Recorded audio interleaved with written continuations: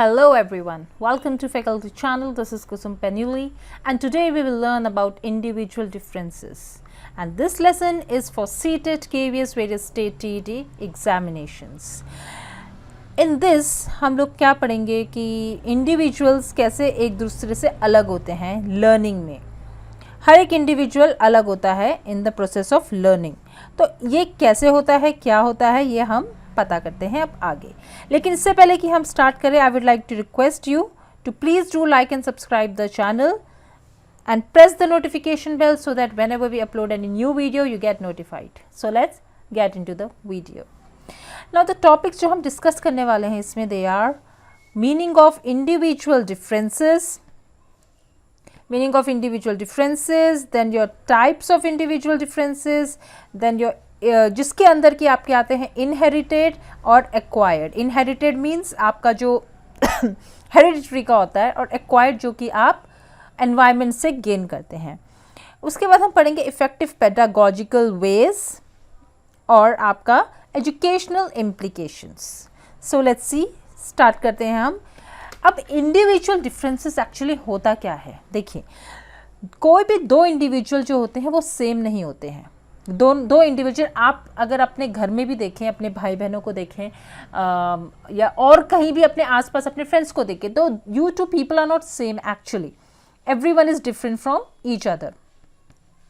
तो फिर the unique characteristics and traits emerges as children pass from one stage to another. अब ये चीज़ें क्या होती हैं, ये जो characteristics जो traits हमारे अंदर आते हैं, एक बच्चे के अंदर आते हैं, वो एक स्टेज से दूसरी स्टेज में पास होते रहते हैं. डेवलपमेंट का रेट जो होता है वो सेम नहीं होता है सब इंडिविजुअल्स के लिए. मतलब किसी का कोई जल्दी सीखता है चीज़, कोई लेट सीखता है. Someone is very quick in picking up the things, someone is little slow learners we call them. Some develop and learn faster than the others. कुछ जो होते हैं वो जल्दी लर्न कर लेते हैं, जल्दी सीख लेते हैं. और कभी कभी ये जो गैप होता है ना, जो लर्निंग का गैप, वो बहुत वाइड हो जाता है. वाइड इन द सेंस कि जैसे कोई एक ही क्लास में अगर हम बच्चे को देखें, एक बहुत स्लो लर्नर है, एक बहुत फास्ट लर्नर है, तो फिर जो स्लो लर्नर वाला और फास्ट लर्नर वाले के बीच का अगर हम गैप देखें, मतलब लर्निंग का गैप कि कौन कितनी जल्दी सीख चुका है, तो उन दोनों की जो नॉलेज है उन दोनों में बहुत बड़ा गैप आप देखेंगे. Learning is most effective when the differences in learners' language, cultural and social behavior are taken into account. देखिए, हम जो differences देखते हैं सबसे ज़्यादा इफेक्टिव तब होते हैं लर्निंग में जबकि हम जो लर्न कर रहा है, जो लर्नर है, उसकी लैंग्वेज, उसका कल्चर, उसका सोशल बैकग्राउंड को हम उसको अकाउंट में रखते हैं. इन द सेंस कि हम उसको देखते हैं. जैसे कि अगर हम देखें कि अगर हम एक इंग्लिश मीडियम स्कूल है, राइट, कॉन्वेंट स्कूल है, अब वहाँ पर एक हिंदी मीडियम बैकग्राउंड का बच्चा जब आता है तो वो इतनी जल्दी अडेप्ट नहीं कर पाता है उस सिचुएशन को, मतलब वो लैंग्वेज को वहाँ, because thoroughly totally English spoken हो रहा है, लेकिन वो हिंदी बैकग्राउंड से आया है, तो फिर उसके लिए वो चीज़ न्यू है. तो वहाँ पर वो गैप देखने को मिलता है ना. कल्चरल इज ऑल्सो देयर, किस कल्चर को बिलोंग करता है, राइट. देन सोशल बिहेवियर, उसका कैसा सोशल बिहेवियर है, वो किस तरह से औरों से, सोसाइटी से के साथ उसका बिहेवियर कैसे, ये सब आपके लर्निंग के डिफरेंसेस को इफेक्ट करता है. Individual differences is the uneven rate of growth and development among individuals. ये एक अनइवन रेट है, हर किसी का अलग अलग रेट होता है लर्निंग का. Types of individual differences, types क्या है इसमें. सबसे पहले आपका inherited, that means your heredity, right. अब हेरिडिटी के बारे में आप सबको लोगों को वैसे भी पता है कि वो चीज़ें जो हमें हमारे अंदर पहले से मौजूद होती हैं, मतलब हमें हमारे पेरेंट्स से, फोरफादर्स से, इनसे मिलती हैं, वो हम उन चीज़ों का कैसे हमारी ग्रोथ और डेवलपमेंट में इफेक्ट होता है, वो सब हमारी हेरिडिटी या इनहेरिटेड होती हैं. Heredity gives potentials, all the potentials for growth and development. Heredity जो होता है वो हर डेवलपमेंट और ग्रोथ को, हर पोटेंशियल को देखता है.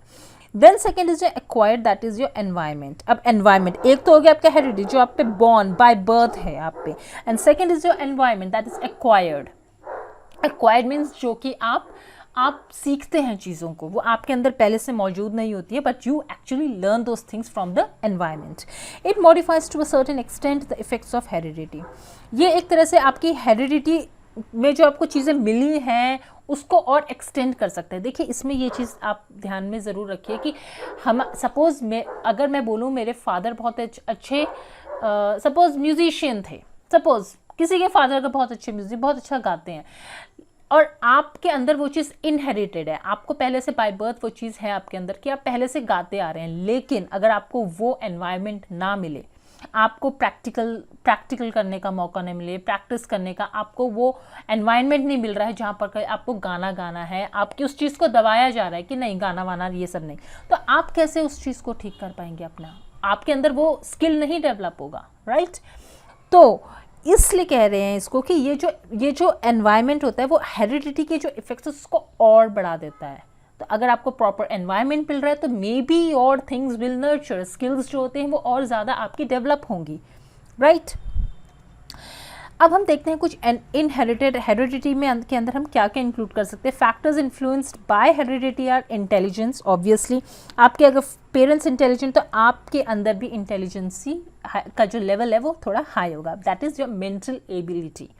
Then is your physical condition, आप अगर देखिए आपके फिजिकल कंडीशन कैसे बोलेंगे हम इसको, अगर आपके पेरेंट्स टॉल हैं तो आप भी टॉल होंगे, अगर आपके पेरेंट्स शॉर्ट हैं आप भी शॉर्ट होंगे, तो ये सब चीज़ें आपको हेरिडिटी में मिलती हैं, राइट? एप्टीट्यूड हो गया आपका, स्पेशल टैलेंट कुछ है अगर आपके अंदर, वो सब चीज़ें, जेंडर स्पेसिफाई करता है आपका। Then your age is there, temperament मतलब कि आप किस चीज़ को किस तरह से लेते हैं, इन द सेंस कि सपोज किसी ने आपको डांट दिया है या किसी ने आके आपको थप्पड़ मार दिया, अब आप उसका रिएक्शन किस तरह दे रहे हैं, वो है कहते हैं ना हर एक्शन का एक रिएक्शन होता है।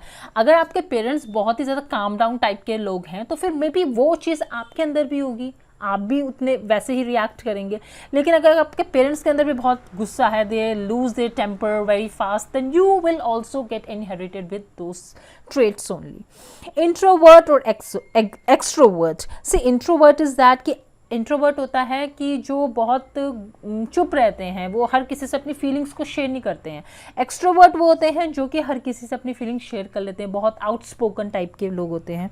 एफर्ट मेकिंग कैपेसिटी, आप कितना एफर्ट लगाते हैं अपनी हर चीज़ में। क्रिमिनल टेंडेंसी, कई बार आप देखेंगे कि चोर का कहते कई बार कि चोर का बच्चा चोर, सी आप अपने पेरेंट्स से कितना सीख रहे, वो आपके अंदर ऑलरेडी मौजूद है। आप जो चीज़ें जैसा बिहेवियर आपका पेरेंट्स का है, जो मेंटालिटी है, वो चीज़ आपके अंदर इनहेरिटेड हो जाती है। उसके बाद वो एनवायरनमेंट उसको कैसे चेंज करता है, या आप कैसे एनवायरनमेंट से इन्फ्लुएंस्ड होकर उस चीज़ को कैसे चेंज कर देते हैं अपनी मेंटालिटी को, that is another thing, but inherited वो आपके अंदर चीज़ें मौजूद होती हैं। Now we come to acquired, that is environment.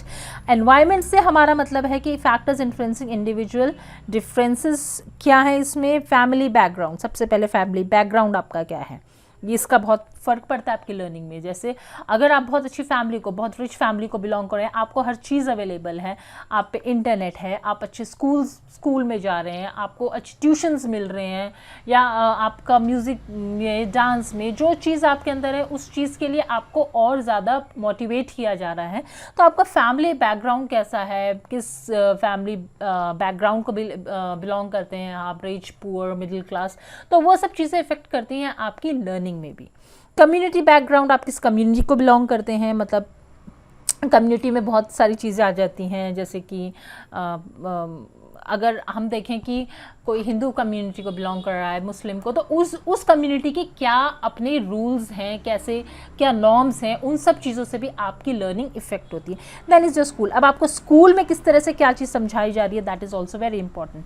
School बहुत इंपॉर्टेंट रोल प्ले करता है। कई बार ऐसे होता है कि हम देखते हैं कि फैमिली का इन्फ्लुएंस जो है स्कूल में कई बार ख़त्म हो जाता है, क्योंकि स्कूल जो होता है वो सबको एक जैसी एजुकेशन प्रोवाइड कर रहा है, राइट? तो आप जिस तरह से आप जिस स्कूल को में जा रहे हैं, जिस स्कूल में पढ़ रहे हैं, तो वो आपको किस तरह से आपके अंदर चीज़ों को, एक चाइल्ड के अंदर चीज़ों को किस तरह से भर रहा है, वो सब चीज़ें जो होती हैं आपकी स्कूल में चेंज हो सकती हैं। नाउ अगर आप यहाँ देखें इफ़ेक्टिव पेडागॉजिकल वेज, अब कुछ वेज हैं पेडागॉजी के, वो क्या हैं जो इफेक्टेड हैं, जैसे integration of content. Integration of content हम ये कह रहे हैं कि यहाँ पर जैसे कि आप suppose you are in a class, कोई बच्चा क्लास 5 में है, अब उसको जो है हर एक जो पढ़ाई से जो भी उसके सब्जेक्ट्स हैं जैसे history, geography, science, maths, English, हर एक चीज़ें जो कि इंटीग्रेटेड होंगी। अगर उसको साइंस में बताया जा रहा है कि आइंस्टाइन ने ये फॉर्मूला दिया है, सबको किसी भी क्लास में उसे बताया जाए ये फॉर्मूला दिया है, तो उसको हिस्ट्री में वो चीज़ पढ़ाई गई है कि आइंस्टाइन कौन था उस। तो मेन चीज़ ये है कि हर एक चीज़ रिलेटेड है, हर एक कंटेंट जो था इस तरह से इंटीग्रेट किया जाता है कि बच्चे को कोई कन्फ्यूजन ना हो। उसको पता है ये चीज़ तो मैंने इस सब्जेक्ट में पढ़ी, तो वो उन चीज़ों को, जो चीज़ें वो पढ़ रहा है उन्हें एक दूसरे सब्जेक्ट से रिलेट कर सके। डिफ्रेंशिएटेड इंस्ट्रक्शंस, हर एक बच्चा सेम नहीं होता है, तो उसके लिए इंस्ट्रक्शंस भी सेम नहीं होने चाहिए। They have different instructions for others. Ability grouping में आपका आ जाता है within the group and between the group, ये हम अभी देखेंगे। देन है lack of prejudices, gender free perspective. इसका मतलब क्या हुआ? मतलब कि बायसनेस नहीं होनी चाहिए। ये नहीं है कि कोई बच्चा बहुत इंटेलिजेंट है तो आप उस पर ज़्यादा ध्यान दे रहे हैं कि ये इंटेलिजेंट, ये अच्छा कर रहा है, उसको शाबाशी मिल रही है पूरी क्लास में, और जो बच्चा अच्छा नहीं कर रहा है तो उसको आप ह्यूमिलिएट कर रहे हो, उसकी इंसल्ट कर रहे हो कि तुम तो कभी नहीं पढ़ सकते। These things should not be there. Answers जो चेकिंग होती है वो भी प्रॉपर विदाउट एनी बायसनेस होनी चाहिए।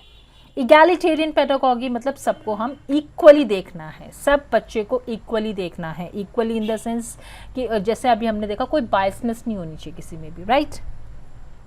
अब हम इससे एजुकेशनल इम्प्लाई कैसे कर सकते हैं? Creative grouping. क्रिएटिव ग्रुप्स क्या होते हैं? उसमें होता है आपका with in class and between class. With in class आपका होमोजीनियस हो गया, like homogeneous in the sense कि एक क्लास में एक ही टाइप के बच्चे, अगर बहुत सपोज कुछ बच्चे बहुत इंटेलिजेंट, तो उनको एक ही सेक्शन में डाल दिया। होते हैं ना स्कूल्स में अलग अलग ग्रुप्स होते हैं, अलग अलग सेक्शंस होते हैं। जैसे सपोज क्लास 6 का है कोई, तो उसमें ए सेक्शन है, बी सेक्शन है, सी सेक्शन। तो कई स्कूल्स में ऐसे मैंने चीज़ें देखी हैं कि वो लोग according to the mental ability they segregate the sections, like बहुत इंटेलिजेंट को किसी एक पर्टिकुलर सेक्शन में डाल दिया, फिर उससे थोड़े जो एवरेज बच्चे हैं उनको एक सेक्शन में, जो थोड़े वीकर स्टूडेंट्स हैं, those who are little slow learners, they are keeping them in the same class. तो ये होता है, एक तो होता है विद इन द क्लास, ये homogeneous. Then comes the between the class. इसमें क्या है? इसमें अलग अलग मेंटल एबिलिटी के बच्चे एक क्लास में होंगे, सब वो मिक्सचर होगा अलग अलग मेंटल एबिलिटीज़ का, लाइक बहुत intelligent, average child, slow learner, सबको एक क्लास में रखेंगे, सो दैट कि स्लो लर्नर भी है जो वो इंटेलिजेंट बच्चों के साथ बैठ के उनके साथ घुल मिल के देख लर्न द थिंग्स क्विकली। कई बार होते हैं ना बच्चे हेजिटेट करते हैं टीचर से दोबारा पूछने में, तो उस टाइम पे जो बच्चा इंटेलिजेंट है वहाँ पर अगर हम उसको उसके साथ बिठाएं, उसको बोलें कि आप इसकी हेल्प करो, तो बच्चे बच्चों से बहुत जल्दी सीखते हैं, वो हेजिटेट नहीं करते हैं पूछने में कि मुझे ये बताओ ये कैसे करना है। So this is the form of between the class. Then comes curriculum development. Curriculum development आपको बच्चे के अकॉर्डिंग करना है। ये नहीं है कि क्लास 5 में क्लास 7 का करिकुलम आपने लगा दिया कि ये चलो कर ही लेंगे, इतना तो इनको आता है। No, curriculum according to the age, according to the mental ability should be designed. Okay, then pedagogy हो गया। then is your physical differences, हर एक का अपना physical difference होता है। अगर हम देखें कि कोई बहुत शॉर्ट हाइटेड है, बच्चा शॉर्ट हाइटेड है और एक बच्चा टॉल है क्लास में, और ये इसका मतलब ये नहीं है कि आपने शॉर्ट हाइटेड वाले को पीछे बिठा दो, ऐसे नहीं कर सकते ना। भले वो इंटेलिजेंट है, he is short heighted, you can not make him sit in the last of the class. Why? Because he will not be able to see what is written in the black board on the board. तो हमें उस चीज़ को बहुत balance करके चलना होता है। Same thing अगर किसी की आईसाइट वीक है, वो स्पेक्स यूज़ कर रहा है, तो ये सब चीज़ें होती हैं कि आप उसे पीछे नहीं बिठा सकते हैं क्लास में। सो फिजिकल डिफरेंसेस होते हैं वहाँ पर, तो आप उन चीज़ को हम नहीं देख सकते हैं। Then is your cognitive differences, हर एक का अपना मेंटल एबिलिटी अलग होती है, तो ये डिफरेंसेस होते हैं, उसको नहीं देखना है। देन कोऑपरेटिव लर्निंग, ये चीज़ हम बहुत ज़्यादा मोटिवेट करते हैं इसको। कोऑपरेटिव लर्निंग हो गया कि आप बच्चे एक दूसरे से किसी तरह कोऑपरेट करें, उनको आना चाहिए वो। ये नहीं है कि कोई बहुत इंटेलिजेंट अपना ग्रुप बना के बैठे हुए हैं, जो तो वीकर्स हैं उनको बिल्कुल बॉयकॉट कर रखा है कि we are not going to talk with them. It should not be there. बच्चों को ये सिखाना है कि किस तरह से हर एक के साथ कोऑपरेट करो, उनके अंदर कोऑपरेटिव लर्निंग होनी चाहिए। So this is for now and thanks for watching the channel. Please do like, share and comment and subscribe the channel. Thank you so much.